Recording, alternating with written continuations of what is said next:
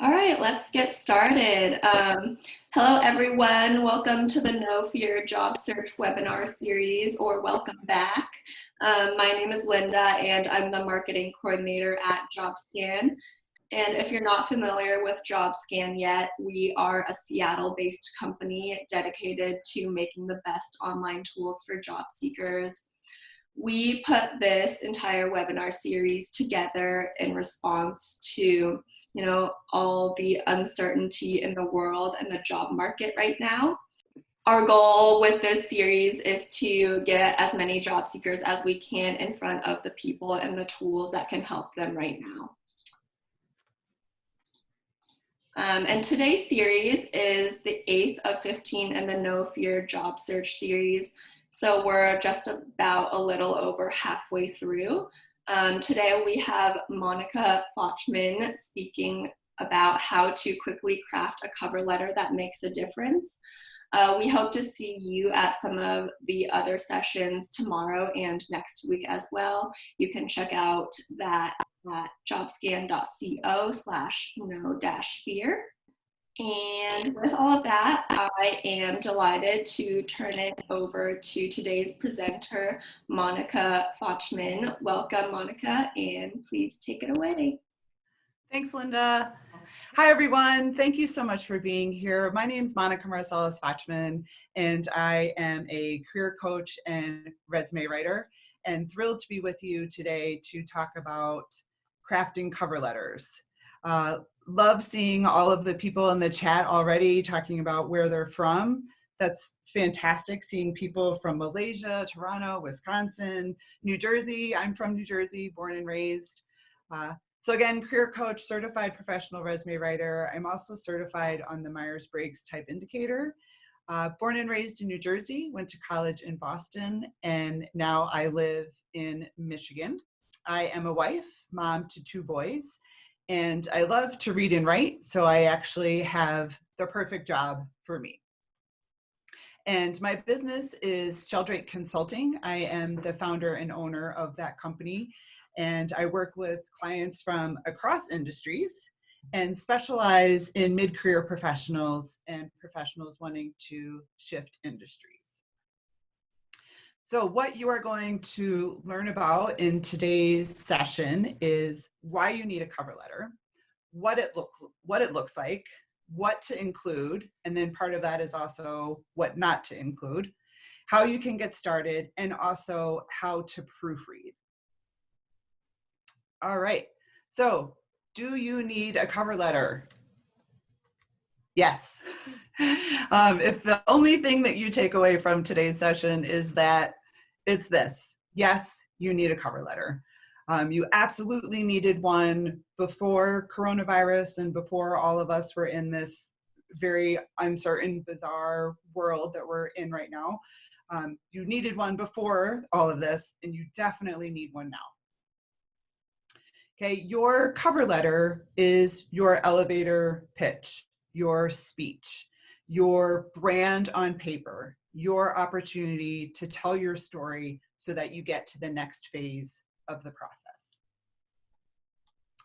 Okay, some of you might have seen or heard or read this meme before. So this is, of course, Inigo Montoya from Princess Bride, right? So how to be good at talking, and I would suggest that this absolutely applies to writing a cover letter as well. So this has 4 parts. Hello, my name is Inigo Montoya. You killed my father, prepare to die. So he begins, hello, polite greeting. That's part 1. Part 2, he identifies himself, gives his name. Part 3, you killed my father, relevant personal link. And then 4, he manages expectations. What can you expect from me? What's going to happen next? And so this is a formula that you should keep in mind as you are preparing to write your letter. So you might say something like, hello, my name is Monica Fochtman. You and I are connected now through the Jobscan No Fear Job Search webinar series. I'm a career coach and resume writer, and I'd love to see if you and I are a match. If you're interested in something like that, please feel free to email me after this call. Okay? So I addressed all 4 of the parts. All right, other reasons why you need a cover letter. Okay, again, you needed one before, you definitely need one now. It shows your attention to detail and your willingness to do more, your willingness to go above and beyond. Again, it's your elevator pitch, it's your brand on paper. It is your opportunity to make a direct connection between you and the role that you're applying for. And we'll talk about this in a few minutes, but a lot of people submit cover letters that are very, very vague. They have lots of words, but they don't say a whole lot. Okay, cover letters are concise and direct. Okay, it's especially important if you are using this opportunity to pursue an advanced position or you are thinking about changing industries. Okay, the cover letter is also your opportunity or your place to briefly explain the current situation. So if you have unfortunately been laid off or furloughed, made redundant, if you were searching prior to this current situation, if you've had to step away from your career or current role to be a caregiver, you can very briefly share all of those things in the cover letter. Direct and honest is always the best approach. You don't need to hide anything, but you also don't need to give them more information than they need upfront. Okay, the goal of the cover letter is to get you seen so that you get to the next stage of the process. Okay, so what should you include in the letter? So the letter is highlights. It is, if you think about a house, it's a window, right? You're going to look through the window and go into a specific room. And that room is a window in time into your career history. It's concise and direct, and you're confident.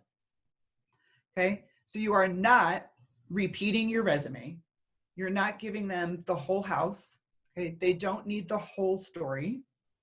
Okay, it's not wordy or vague. Okay, it doesn't need, we're going to talk about this formula, but you're going to do a 1-3 formula, a 1-page letter, 3 paragraphs. Okay, so it's not 5, 6, 7 paragraphs. It's not 2 pages. It's 1 page. Okay, and it's not vague.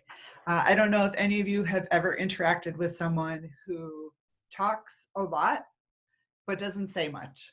Okay, sometimes we do that in cover letters as well. We have a tendency to want to tell them every single thing that we've ever done to try to sell them. And that wordiness and that vagueness actually reduces the quality of your argument for the position. Okay, and you want to be confident, but not braggy. Okay, so confident indicating your fit for the position, your direct match between what they are looking for and what you have to offer, but not overconfident or braggy. Okay, we all know those people, and we've all read those letters. I have so much experience, and you would be honored, and it would be a gift if you chose me. Okay, no, you want to strike that middle ground of confident and concise. Okay, but not overtly in your face. Monica, can you briefly expand on what you mean by window? Absolutely. Yes. Thank you for that question, whoever that was. Yeah. So again, our temptation is to write every single thing that we've ever done because we want to give them the full story so we don't miss anything.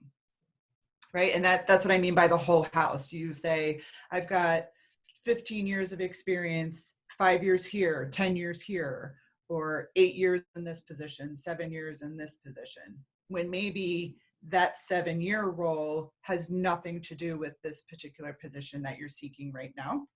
So the window is just the facts, ma'am, right? I think that guy was Joe Friday from that very, very old TV show.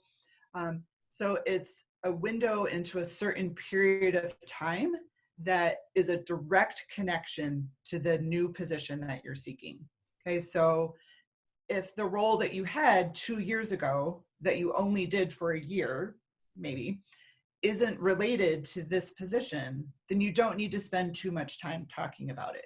You want to provide a window into whatever period of time directly connects to the role that you're seeking. Hopefully that helped the participants' question. If not, feel free to shout it out again. Yes, I think that clarifies it. Okay, great. Thanks, Linda. Okay, so it is super tempting, especially when there is a sense of urgency, as many of us might be feeling right now. It is super tempting to sit down on our computers and just type and think like, oh, I'm just going to bang out a cover letter today. I would actually challenge and encourage you to not do that. And the reason is this: you will actually remember more if you take pen to paper. There's all kinds of science out there about the mind-brain-body connection, and that you will remember more if you handwrite information. So before you start this process, I strongly encourage you to get pad and paper and physically write things down. Then you take all of that information and translate it onto the computer. Okay, you also, before you start writing, you want to gather information. This will actually make the process faster in the end, so that when you are ready to physically type, it'll go much more quickly. Okay, so again, thinking about Inigo Montoya and your elevator pitch and what you want people to know, before you start typing, I want you to write, what are you known for? Okay, what do people consistently say about you? What do they come to you for? What problems are you known for solving? Okay, you also want to think about your relevant experience, skills, education, degrees or credentials if you have them. Okay, so that's part one. Part two of the information gathering process is, what do you know about this position? Okay, what do you know about the company? What research have you done on their website, on LinkedIn, on Indeed or Glassdoor? Do you know anyone at the company that you are applying to? If you do, it is totally appropriate to mention that person in the cover letter with their permission, of course. You always want to say, do I have your permission to mention you in my cover letter? Okay? Again, especially now, people are busy and overwhelmed. Recruiters are no exception to that. So if you have a direct connection, you should indicate that on your letter. Okay, part of the information gathering process is also finding the keywords. So again, I suggest that you do this pen to paper. So if possible, you should print out the posting or postings that you are applying for and highlight keywords from that posting. Okay, keywords are industry specific. Okay, they will be used repeatedly throughout the posting. They might be software, processes that you use, degrees or certifications. Okay, and then whatever one of those keywords you have and are confident in, those are the ones that you are going to put into your letter. Okay, so here are some examples. Again, you'll see that they run a gamut. Okay, they are industry specific. Right? These will appear multiple times in a posting. And these are words that you should put into your cover letter and your resume. Okay, I'll give everyone just a quick second to look over those. Okay, so again, this is what you would have highlighted from the posting, and then what you are going to drag and drop into your letter.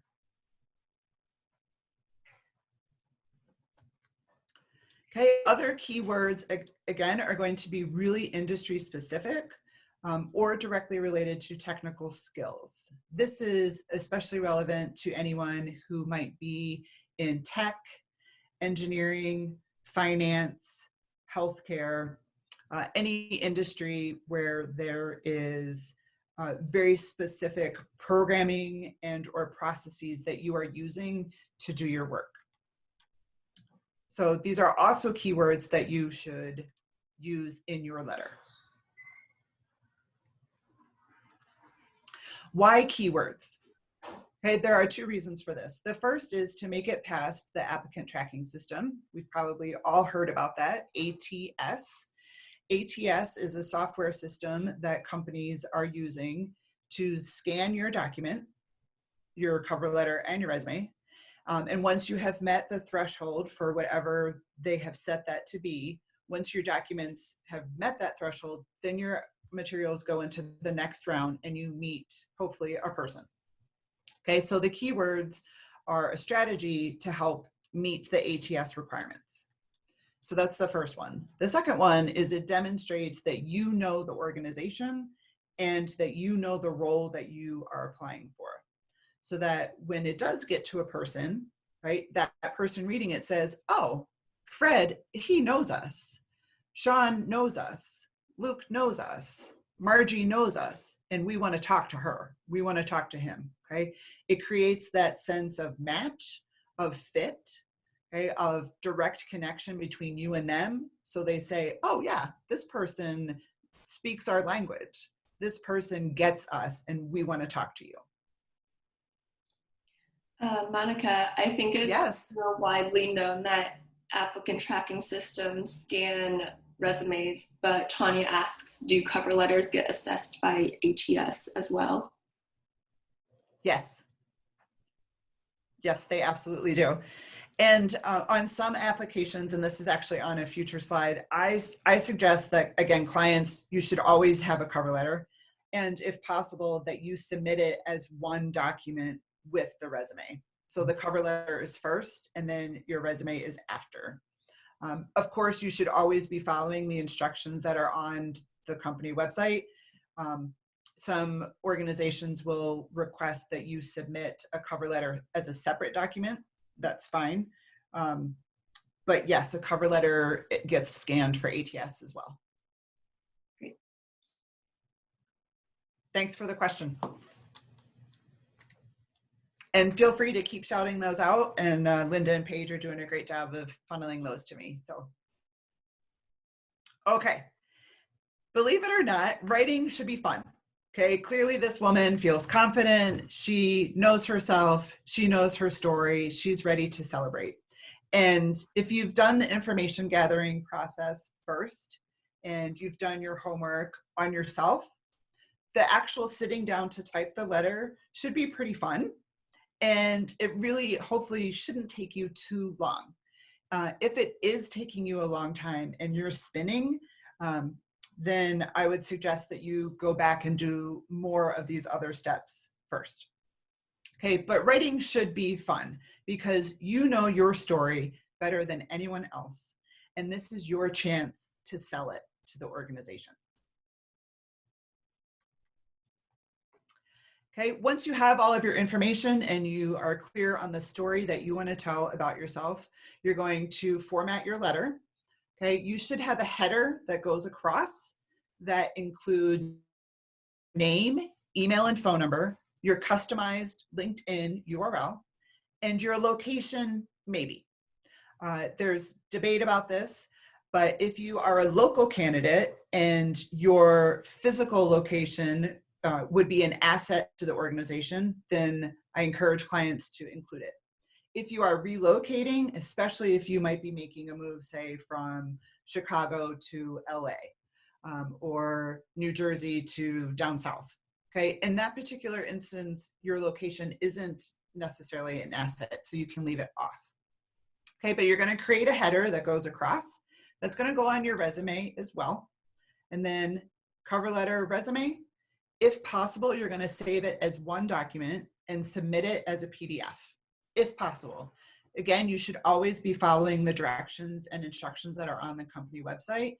Not every system will allow a PDF, but if it does, that's the preferred method because it will keep all of your formatting. Here are some. And just to clarify here, I think when Monica says header, she means the header portion of your resume, not the header within Microsoft Word where you can put in a header. Thank you. Yes. Thank you. Yes, yes. Thank you. That's exactly what I mean. Yeah. And some headers, actually headers and footers in Word, some of those won't get read actually.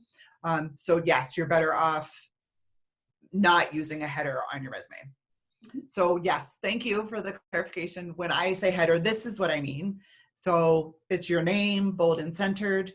Here's your customized LinkedIn URL, your phone number, your email address, and your location. Okay, and these are actually examples of names changed, of course, but these are examples that I created for clients. Okay, it's very clear who I am. It's very clear what I do. And it's very clear on how you can reach me. Okay, here are some examples without the location, but again, has email address, phone number, and my customized LinkedIn URL. Okay, so that is at the top of your letter.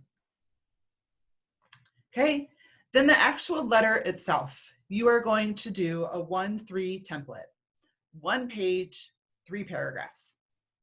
The opening paragraph is, again, think of Inigo Montoya, right? What position are you seeking? And then you're going to tell them very briefly, 1 paragraph, so that's about 5 to 7 sentences, present, past, future. So the formula is, this is what I currently do, 1 to 2 sentences about your current role. You may talk about your role immediately below that one, so past. Prior to that, I ... How these relate to this position is ... Okay, present, past, future.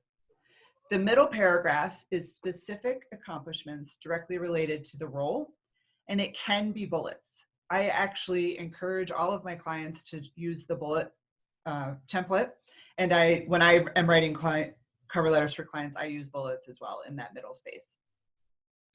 Then the closing paragraph, confidence in the match. Right? And to say exactly that, I am confident that I have the knowledge, skills, and experience to contribute to your organization. I welcome the opportunity to speak with you. And then again, you're giving them information on how to contact you. Yes, it's in your header. Tell them again. People are busy. People are tired and overwhelmed. So the easier you can make it for them, the better off you will be throughout the process. Okay, so the 1-3 template, 1 page, 3 paragraphs.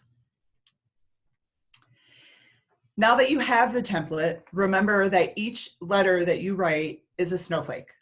Okay, it is unique and it is tailored to the position and to the company. So yes, you've got your template. Where you are changing things is the details in each paragraph.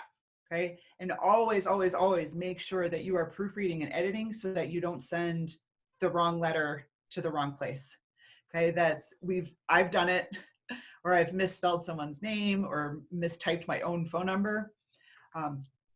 So make sure that you are editing and proofreading so that you don't send the wrong snowflake to the wrong company. Okay, here is an example.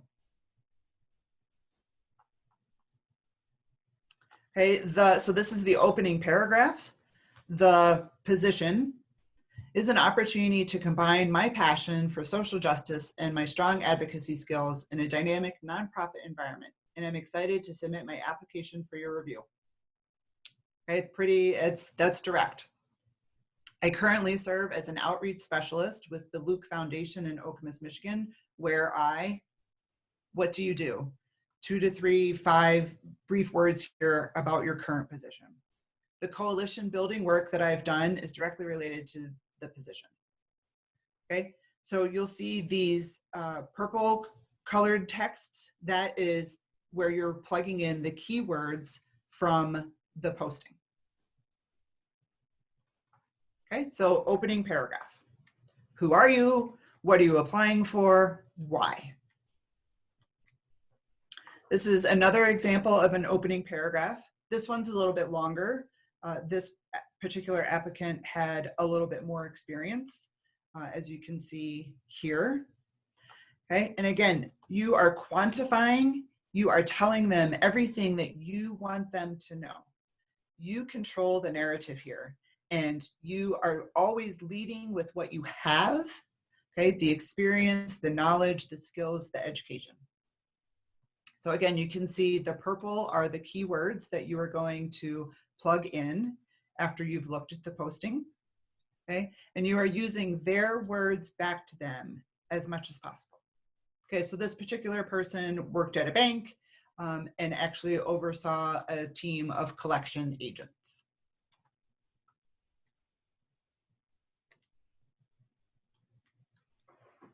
Okay, middle paragraph. Again, I suggest that you do that in bullet format. You certainly don't have to, but it's easier.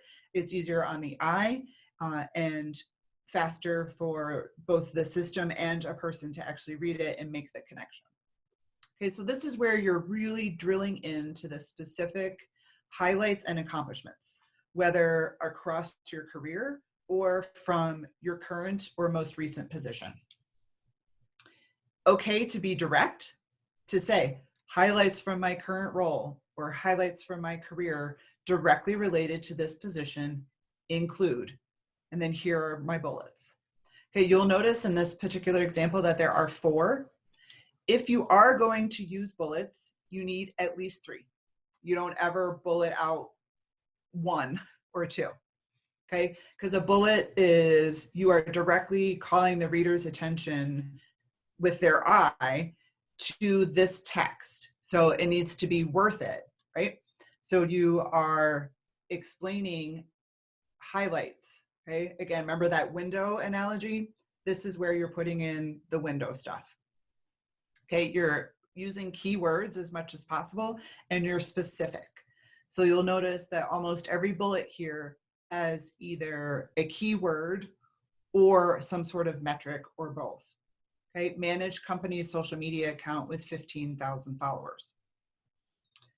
Quarterly newsletter to 300 subscribers. Okay, collaborative partnerships, policymakers. These are keywords that you have pulled from the posting. Great.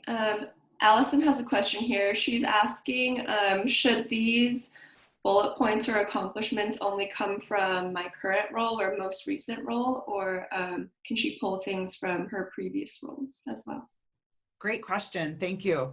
I would say yes, it can absolutely come from a previous role or over the course of your career. That's totally fine, as long as you have a reason for choosing that particular bullet. And hopefully that bullet is directly connected to the position that you're applying for. But yeah, if something is, and maybe your current role isn't the best fit, and that's why you're searching. And so maybe then an experience 2 or 3 roles back is more relevant. It's okay to use bullets and accomplishments from those experiences.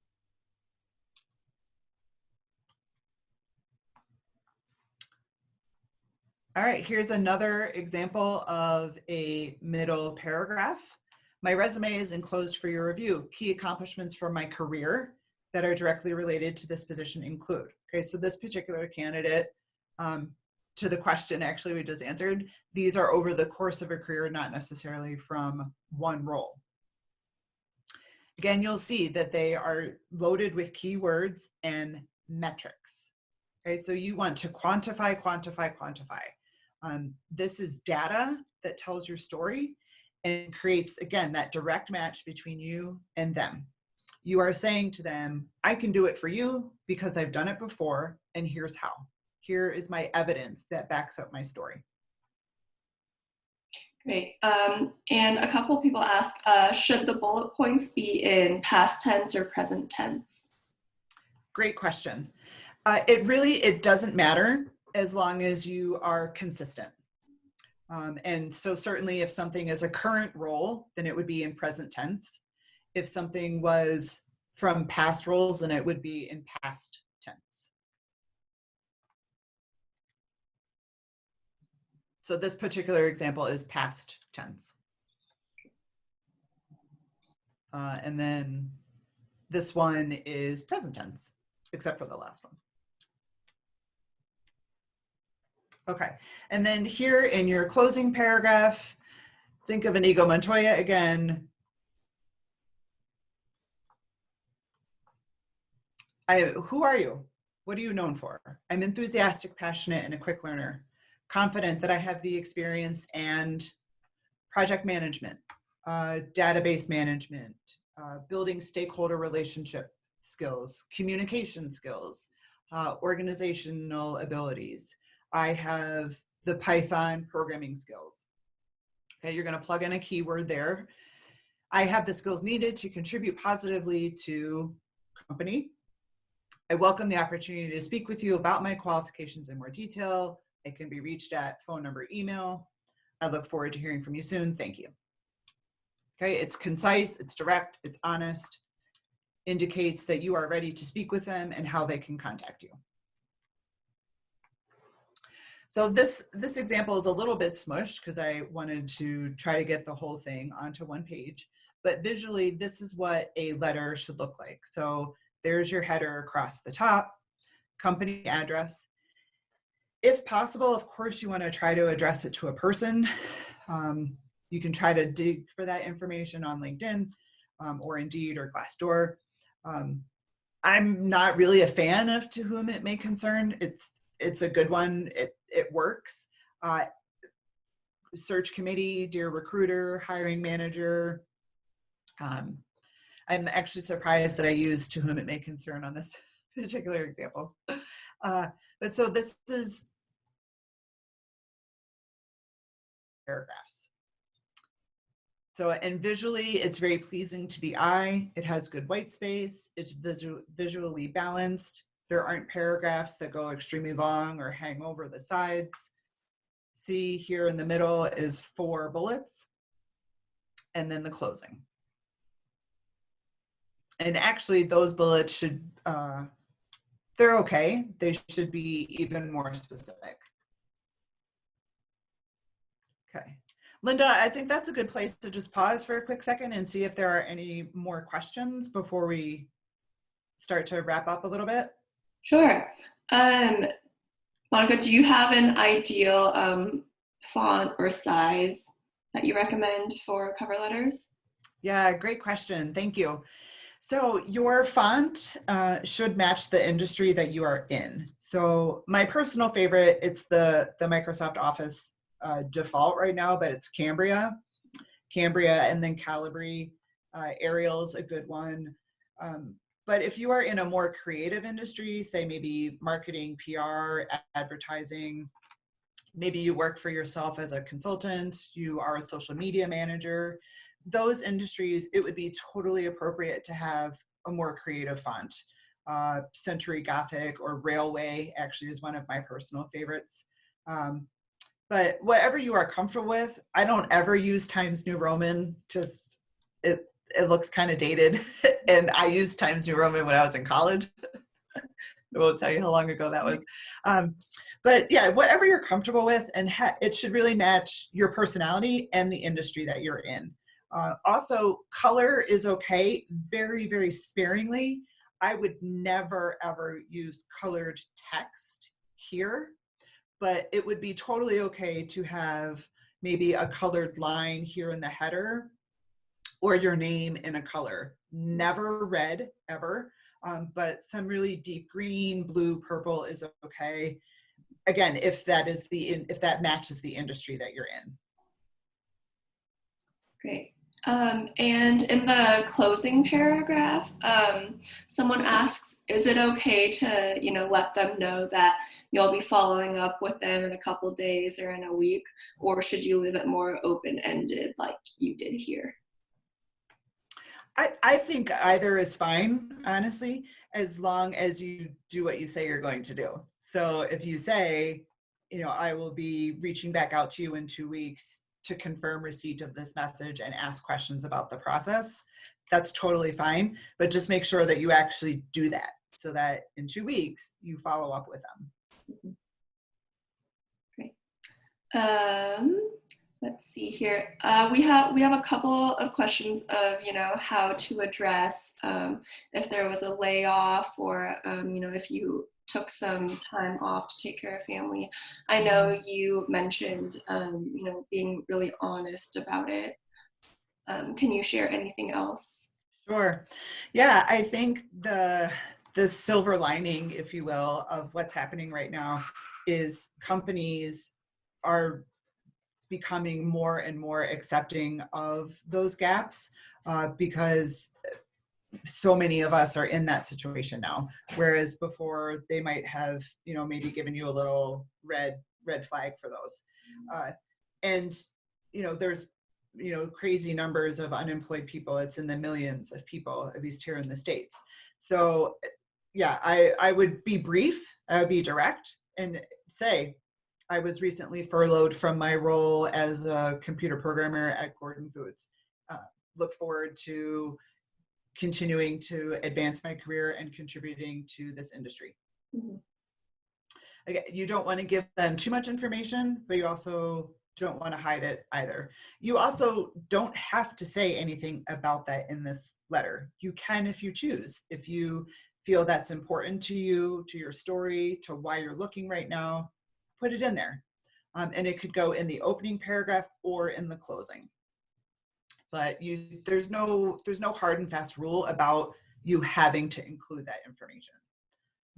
But if it helps you feel more confident, think about that picture of that woman, right? And she's celebrating herself and her story. That's how you should feel when you submit the letter. So whatever information makes you feel that way and helps you tell your story, then go for it.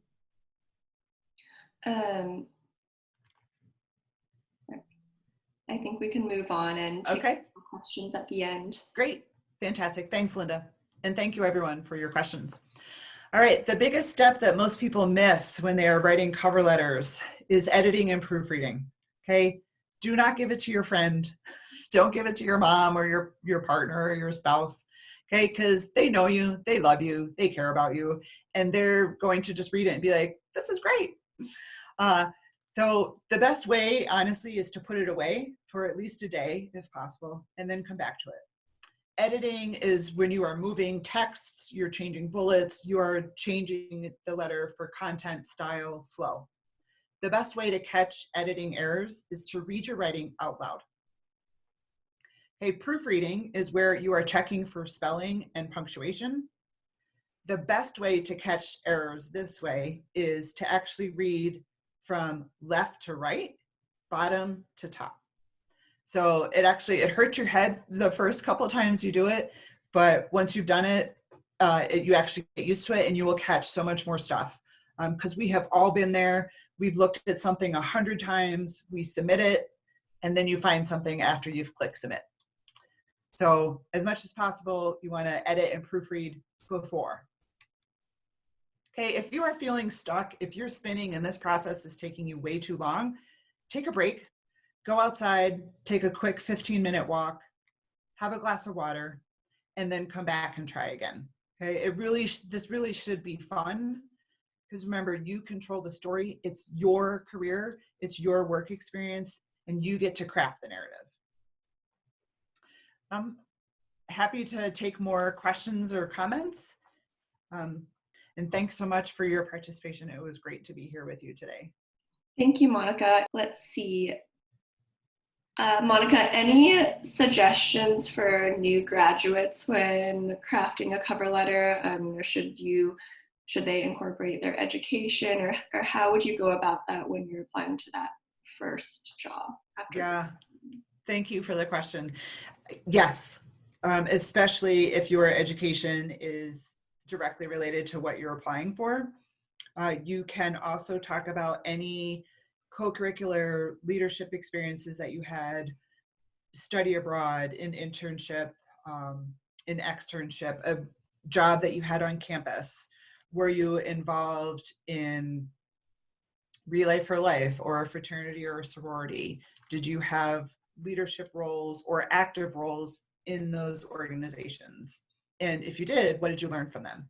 Those are all totally appropriate things that you could include in a cover letter. And in the closing, you would, in that situation as a new grad in that first job, want to be more enthusiastic, I would say, than say someone who's like myself mid-career. Like, you would really make the pitch that I'm ready, I'm hungry, I'm eager, I'm a fast learner, I'm ready to make a contribution, and I'm ready to learn and participate. Awesome. And KA asks, how do you highlight your experience without repeating what's on the resume, or is it even okay to pull things from your resume for your cover letter, for example, with those accomplishments? Mm-hmm. Yeah, great question. Yes, it's okay to repeat what's on the resume because you're not retelling the whole story, right? Remember the window, and you're choosing and you're culling those bullets very, very carefully. And your resume could be 2, 3, 1 page full of bullets. On a cover letter, you're picking the highlights, the top 4 or 5 that are going to make the connection. So yes, totally okay to repeat what's on the resume and to use that header, right? You can say experience highlights from my current role directly related to this position. My resume is enclosed, key accomplishments. Okay, you're calling their attention to specifics.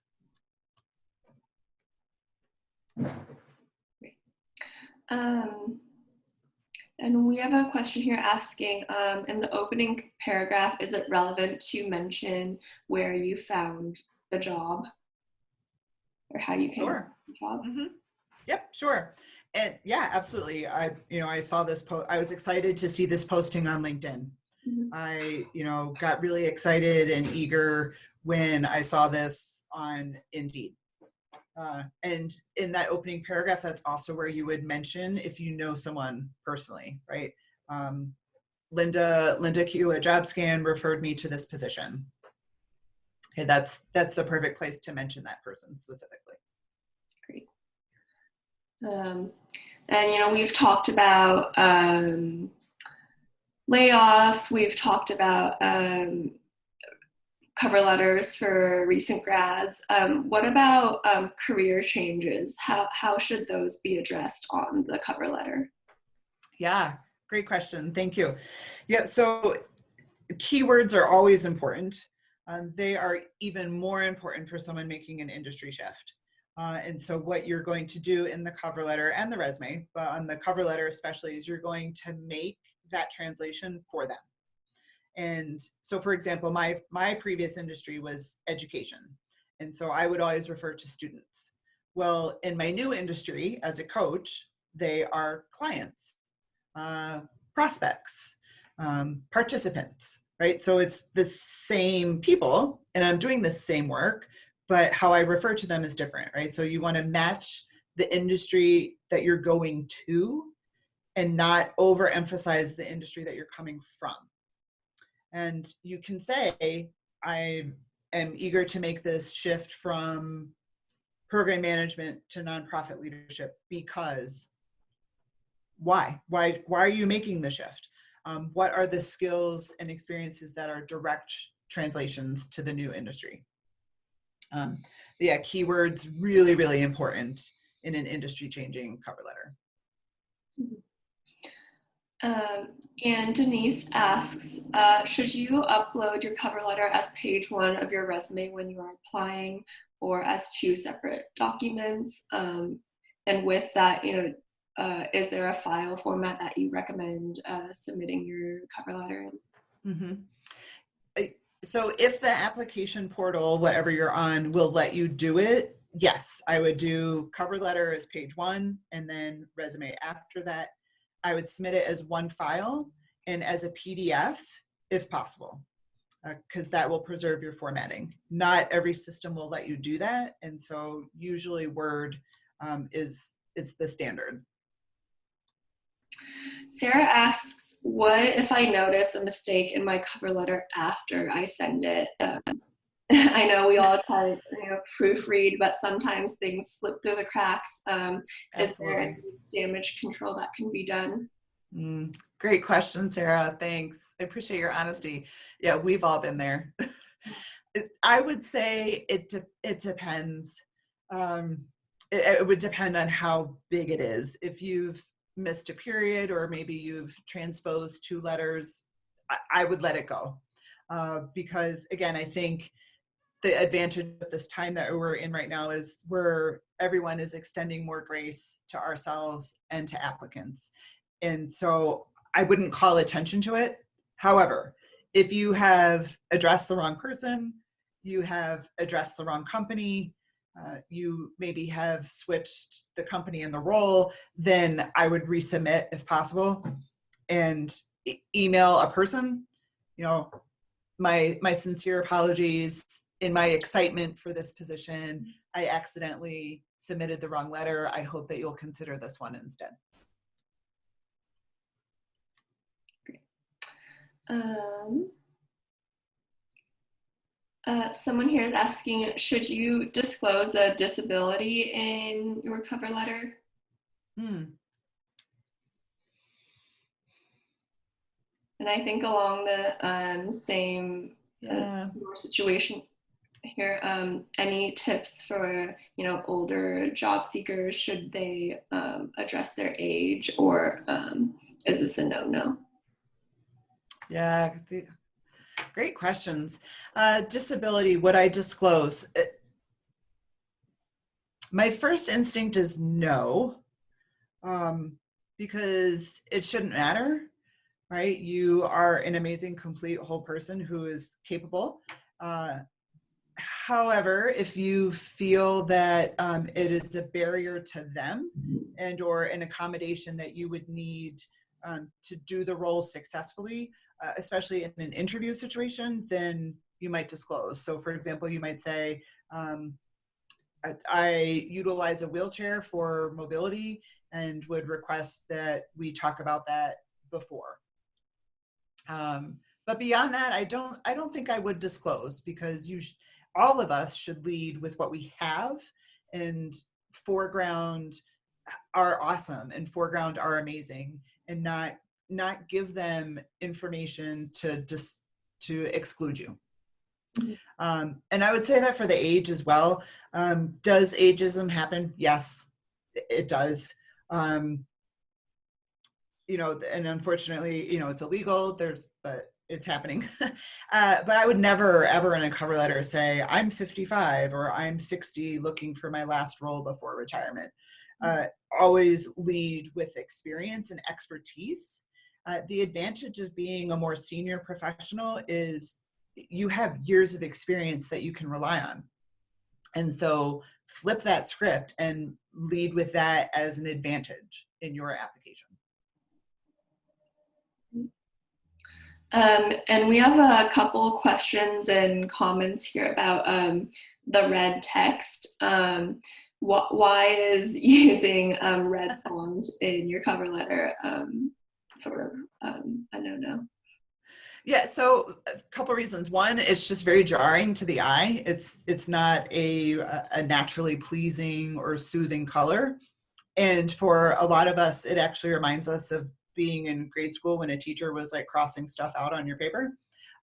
So it's just the connotation and what red implies.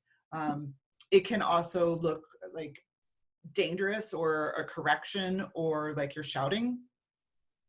So yeah, and just personally, I don't like it. And what about you know, the file name of your cover letter? Do you have any suggestions for that? You know, can it be simple as your first name, last name cover letter? Mm-hmm. Yes. Yep. First name, last name cover letter. If possible, first name, last name, role, organization. So maybe Monica Fochtman, Luke Foundation letter. Great. Awesome questions. Thanks, everyone. Yeah, thank you, everyone. Let's see here. Naomi asks, should you include self-taught programs in your cover letter, especially if you have an employment gap? Great question. My first answer, without knowing you specifically, Naomi, is yes. Especially if whatever that so maybe you earned a certificate, you know, through LinkedIn or some sort of, I mean, there's the cool thing about 2020 is there's all kinds of trainings that are now just widely accessible to us. And so if you've taken the time to go through one of those and earned a certificate, then yes, I would put it on there and make the connection for them, right? So don't assume that they are going to see something on your resume or in your letter and be like, oh, that makes sense. Tell them why it makes sense. I pursued this certification because I wanted the experience. I wanted the skill set. I wanted to advance my career. I wanted to make myself an even more viable candidate in this industry. So yeah, make the sell for them. But I wouldn't say in that situation, Naomi, I wouldn't say to compensate for a gap. I wouldn't say that. And we have a couple of people asking here, what length of time is considered a gap? You know, is it like 3 months, a year, somewhere in between? When should they address that? Yeah, great question. I would not call, and I don't advise clients to call 3 months a gap. So the national standard for job searching in between roles was 4 months, right? So 3 to 5, so the average was 4. That was before all of this happened. And so now, I mean, it's going to be much longer than that. So 3 months is not a gap. I would maybe even suggest that a year is not. If you're getting to 3, 4, 5 years, that's a gap that should be explained. Again, very briefly, very honestly, I was in school. I needed to step away to care for a family member.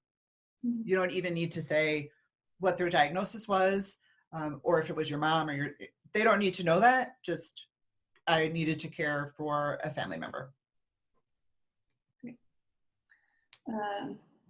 I know we're sort of jumping all over the place here. Yeah, no, that's okay. And I can see the chat now. So yeah.